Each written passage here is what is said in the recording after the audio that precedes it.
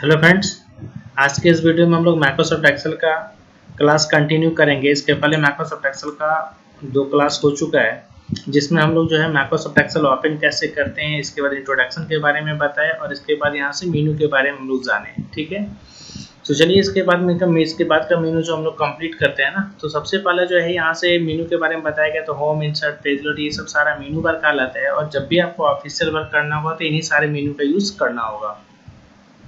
तो जिसमें होम मेनू में ये सब सारा जो भी दिखाई दे रहा है, cut, copy, paste, language change करना, साइज चेंज करना, बोल्ड, इटैलिक, अंडरलाइन, लैंग्वेज का अलाइजमेंट है ना, ये सब रेस्ट मैट्रिक्स सेंटर, ये सब सारा बता दिया गया। ठीक है, इसके बाद यहाँ पे इंसर्ट, डिलीट और फॉर्मेट ये सब बताया गया। इंसर्ट मतलब होता है लाने के लिए और इसके बाद डिलीट मतलब होता है डिलीट करना। ठीक है, तो इसके बाद आपका जो ऑटो सम ये तो बता दिए थे है ना, शॉर्ट, फिल्टर ये सब अरेंज करना, फाइंड, रिप्लेस खोजने के लिए ये सब सारा बता दिया। तो चलिए इससे रिलेटेड क्या होता है ना कि एक हम जो है थोड़ा सा वर्क करके बताते हैं कि इससे रिलेटेड कैसे वर्क करेंगे, है ना, जिसके जरिए क्या होगा कि इन सारे मेनू का जो है क्या होगा, आपका कॉम्बिनेशन होगा। तो एक थोड़ा सा एक फॉर्मेट बनाते हैं, जैसे आपको फॉर्मेट में थोड़ा सा फार्मूला का भी यूज करेंगे और इसके अलावा इन सब मेनू का भी यूज करेंगे, जिससे बहुत सारा कॉन्सेप्ट आपका क्या होगा, क्लियर होगा। तो सबसे पहले यहाँ से क्या करते हैं, थोड़ा सा साइज हम बड़ा करते हैं। ये जो दिखाई दे रहा होगा ना, आप यहाँ से भी बड़ा कर सकते हैं और इसके अलावा व्यू मेनू में जो है जूम के जरिए भी आप पेज के साइज को बड़ा कर सकते हैं। ठीक है, तो यहाँ से क्या करते हैं, साइज आपका यहाँ से ऐसा कर लिया और इसके बाद क्या है, ये जो सारा टेबल आपका दिखाई दे रहा है, पहले भी हम वीडियो 1 में बताए थे आपका कि जो है ये जो लाइनिंग दिख रहा है ना, ये आपका बॉर्डर में नहीं है। एक्चुअल में बॉर्डर आपको दिखाई दे रहा है, लेकिन जब प्रिंट होगा आप यहाँ से देख सकते हैं, थोड़ा सा कुछ मैटर लिख देते हैं तो आपको पता चलेगा कि मैटर भले आपका जो है यहाँ से लिखा हुआ है, ठीक है, लेकिन आपका जब प्रिंट होगा तो आपका बॉर्डर में प्रिंटिंग नहीं होगा। यानी कहने का मतलब प्रिंट प्रीव्यू में आप देखिए कि देखिए वहां पर एक्सेल में क्या दिखाई देता है, बॉर्डर में दिखाई दे रहा था, लेकिन जब इसको हम प्रिंट करेंगे तो ये ऐसा ही होगा। ये मतलब कि पूरा का पूरा ब्लैंक पेज है ना। तो इसके लिए क्या है कि अगर आपको बॉर्डर में चाहिए तो बॉर्डर में लाने के लिए क्या करना है, ये जो A और 1 है ना, इसके यहाँ पर क्लिक कीजिए और यहाँ से ऑल बॉर्डर कर लीजिए। इसका ये क्लास हो चुका था। ठीक है, चलिए ये सब क्लास करना नहीं, हम लोग को आगे बढ़ना है। तो सबसे पहले यहाँ से क्या करेंगे, हम लोग को एक फॉर्मेट बनाना है। ठीक है, तो फॉर्मेट में क्या करते हैं कि एक फॉर्मेट कैसे बनाते हैं, यानी कहीं भी अगर डिजाइन करना हो तो कैसे डिजाइन करेंगे वो सीखना है। तो सबसे पहले आप देखिए, यहाँ से थोड़ा सा आप सिर्फ देखना है आपको, है ना, आपको सिर्फ देखना है कि हम कैसे क्या क्या कर रहे हैं। तो सबसे पहले इतना एरिया को मिला के क्या करना है, हमको एक सेल बनाना है। तो एक सेल बनाना तो इन सारे एरिया को क्या करना है, सेलेक्ट कीजिए और यहाँ से क्या करना है, मर्ज एंड सेंटर का यूज करेंगे। ठीक है, तो देखिए मर्ज एंड सेंटर किया तो क्या हुआ कि एक सेल बन गया, है ना।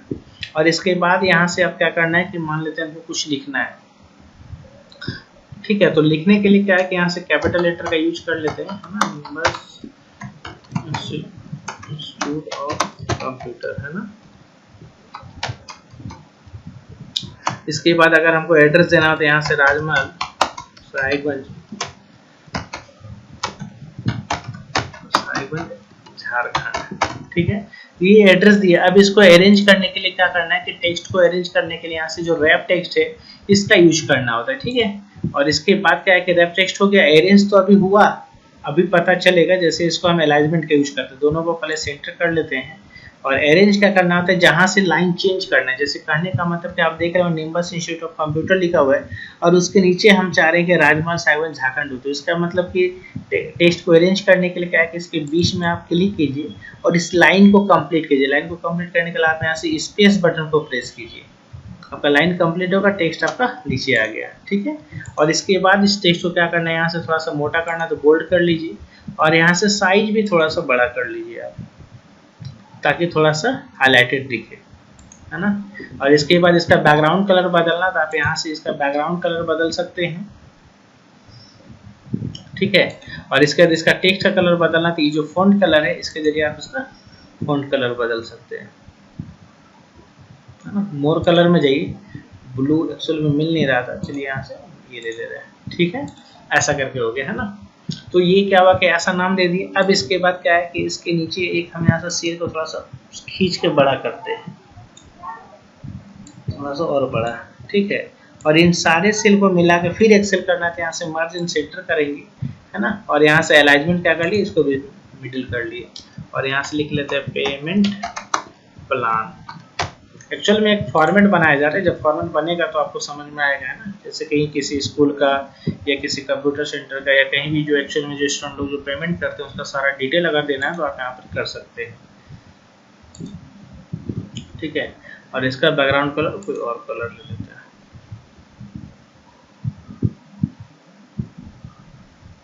ठीक है, और इसके बाद अब करना क्या है कि यहाँ से जो है नाम और एड्रेस दे लेते हैं। यहाँ से क्या करते हैं कि इन सब सेल को मिला के क्या करते हैं, एक सेल बनाते हैं और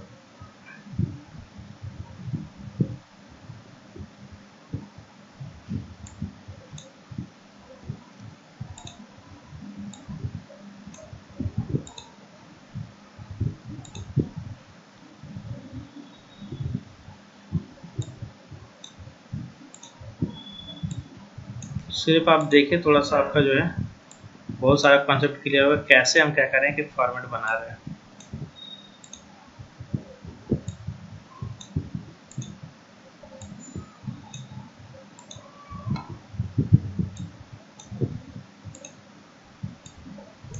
यानी करना कुछ नहीं है, आपको जो सारे सेल को सेलेक्ट करना और मर्ज इन सेंटर पे क्लिक कीजिए, क्या बन जाएगा आपका, इन सबको मिला के एक सेल बन रहा है। ठीक है, और अब इसके बाद यहाँ से क्या है ना कि आप यहाँ से स्टूडेंट है ना, और सबसे खास बात यहाँ जो है ना ये जो भी लिख रहे हैं मर्ज बीच में लिखना है, इन सारे सेल को सेलेक्ट कीजिए और यहाँ से अलाइनमेंट यहाँ से क्या कर लीजिए सेंटर, और यहाँ से बोल्ड भी कर लीजिए। सॉरी बोल्ड नहीं करना क्योंकि हर टेक्स्ट को हम बोल्ड नहीं करना चाह रहे हैं ना, तो यहाँ से केवल क्या है कि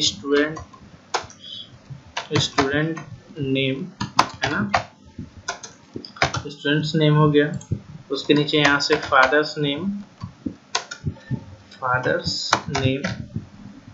और इसके बाद यहाँ से डेट ऑफ बर्थ और यहाँ से जो है एड्रेस। ठीक है, और यहाँ पे क्या कर लेते हैं, यहाँ से जैसे आप कौन सा कोर्स पर एडमिशन ले तो मान लेते हैं उसका कोर्स आपका जो है एडीसी कर देते हैं, और एडीसी क्या है आपका ड्यूरेशन जो है यहाँ से 1 ईयर है ना। ठीक है, और इसके बाद डेट ऑफ एडमिशन भी यहाँ डाल दीजिए है ना, डेट ऑफ एडमिशन। इसके अलावा जो और भी डिटेल जो देना दे सकते हैं, लेकिन इसके अलावा ये सब जो सारा टेक्स्ट है ना इन सबको क्या कर लीजिए यहाँ से थोड़ा सा बोल्ड कर लीजिए। ठीक है, इसके जरिए क्या होगा, स्टूडेंट नेम होगा तो जैसे आपका सोहन मंडल था यहाँ से सोहन मंडल लिख दिए हैं है ना। फादर्स नेम मान के चले कि यहाँ से जो है रामदास मंडल। ठीक है, डेट ऑफ बर्थ मान के चलिए यहाँ से जो है 15/10/1995 है ना। इसका एड्रेस क्या होगा, यहाँ से मान लेते हैं कि राजमहल साहिब। ठीक है, एड्रेस हो गया। इसके बाद यहाँ से एक और एडीसी 1 ईयर और इसके बाद किस डेट को एडमिशन लिया वो आप दे सकते हो, तो मान लेते हैं कि यहाँ से जो है 20/2/2019 इस डेट को एडमिशन लिया है ना। और इसके बाद अलावा जो है इसका टाइमिंग क्या है, बैच का टाइमिंग आप रख सकते हो, तो मान के चले कि 10 बजे का बैच में था। ठीक है, तो इस तरह से क्या हुआ कि आपका जो है एम कर दे रहे हैं। ठीक है, तो ये क्या हुआ कि एक ऐसा फॉर्मेट बना। ठीक है, अब इसके अलावा क्या है कि और भी बहुत सारा डिटेल है, जैसे मान लेते हैं कि हम सेंटर का जो है पेमेंट डिटेल यहाँ से कॉलम फिर से बनाते हैं, थोड़ा सा इस कॉलम को क्या कर लेते हैं बड़ा कर लेते हैं और यहाँ से क्या करते हैं मर्ज इन सेंटर। ठीक है, और यहाँ से क्या कर लेते हैं इसका बैकग्राउंड ऐसा, और यहाँ से जो है फी डिटेल्स। ठीक है, इसको भी क्या कर लेना यहाँ से थोड़ा सा बोल्ड कर लीजिए है ना, और यहाँ से अलाइनमेंट मिडिल कर लीजिए।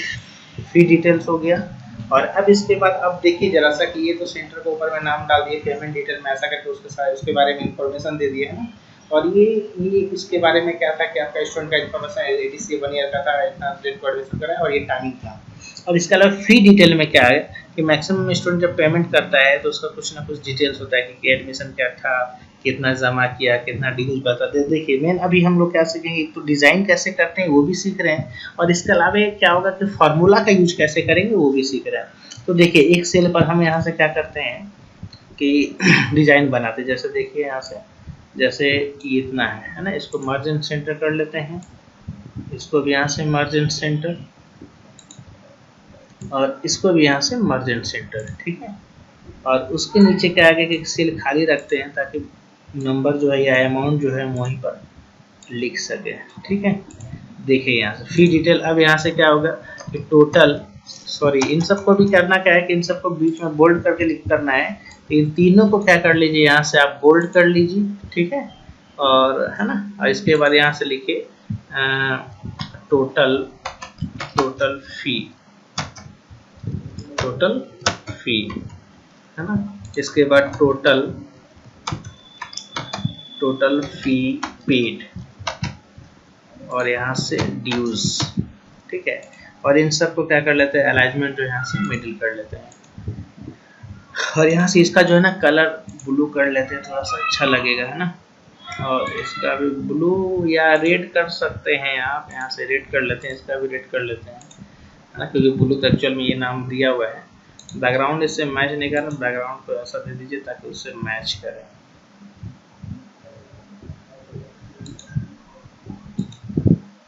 और ये जो है ना दोस्त जो बना रहे हैं, ये भले आपको अभी लग रहा होगा कि थोड़ा सा लेंदी है, लेकिन एक्चुअल में ऐसा अगर आप डिजाइन करने सीख पा रहे हैं तो इससे रिलेटेड और भी एक्सेल में बहुत सारा डिजाइन है जो कि आप आसानी से डिजाइन उसको कर सकते हैं। तो जैसे आप देखिए फार्मूला का यूज कैसे है, जैसे मान लेते हैं आप टोटल फी है, टोटल फी पेड कितना किया, ड्यूज कितना बचा, है ना, तो मान लेते हैं कि अभी उसका फी तो कितना फी होगा ये तो आप नहीं समझ पाएंगे, इससे पहले एक और डिजाइन बनाते हैं, ठीक है, थोड़ा सा पूरा कंप्लीट हो जाएगा तो इसको फिर आप आसानी से समझ पाएंगे।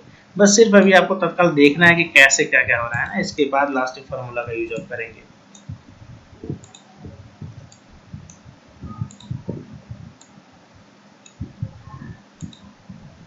ठीक है, और यहाँ पर लिख लेते हैं कि टोटल एडमिशन फी, है ना, इसके बाद टोटल एडमिशन फी पेड, और इसके बाद यहाँ से ड्यूज, ठीक है, और इसको भी क्या कर लेते हैं, इन तीनों को क्या कर लेते हैं, यहाँ से जो है मिडिल कर लेते हैं और बोल्ड कर लेते हैं, ठीक है, और इसके बाद अब यहाँ से क्या होता है कि कितना फी जमा के मतलब क्या है उसका मंथली है, ठीक है, यहाँ से क्या कर लेते हैं, ये ऐसा, इसको भी ऐसा,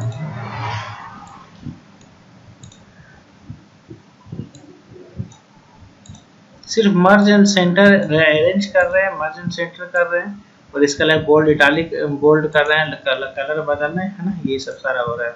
तो देखिए अब यहाँ से क्या है कि यहाँ से उसका मंथली, है ना, मंथ क्या लगता है, ठीक है, मंथ इसको थोड़ा सा बोल्ड करते हैं, मिडिल कर लेते हैं ना, और यहाँ से जो है इंटू को भी जो यहाँ से मिडिल और यहाँ से बोल्ड करते हैं, और यहाँ से जो है ड्यूरेशन DURATI ड्यूरेशन मतलब कितने महीने का कोर्स का एडमिशन लिया हुआ है, ठीक है, बोल्ड।